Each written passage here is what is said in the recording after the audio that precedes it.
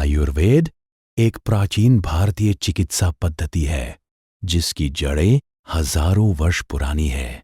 आयुर्वेद में पाचन तंत्र, गट हेल्थ को स्वास्थ्य की नींव माना गया है। प्राचीन आयुर्वेदाचार्यों ने स्पष्ट कहा है, यस्याग्निः सः सम्यक् स्वस्थः, अर्थात जिसका अग्नि पाचन शक्ति संतुलित है वही वास्तव में स्वस्थ है।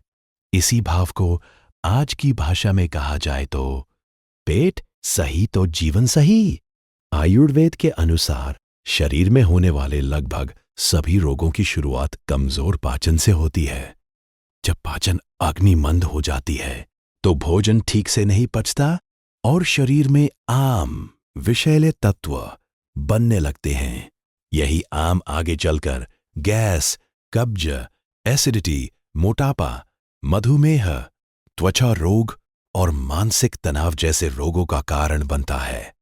प्राचीन आयुर्वेद में पेट को केवल भोजन पचाने वाला अंग नहीं माना गया, बल्कि इसे मन और शरीर का केंद्र कहा गया है। आयुर्वेद मानता है कि पेट और मस्तिष्क के बीच गहरा संबंध है। जब पाचन सही होता है तो मन शांत रहता है, सोच स्पष्ट होती है और व्यक्ति ऊर्जावान महसूस करता है। आयुर्वेदिक ग्रंथों में गट हेल्थ को बनाए रखने के लिए सही आहार, दिनचर्या और व्यवहार पर विशेष जोर दिया गया है। भोजन हमेशा ताजा, गर्म और संतुलित होना चाहिए।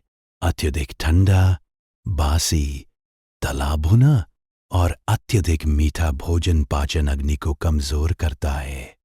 भोजन शांत मन से, निश्चित समय पर और उचित मात्रा में करने की सलाह दी गई है।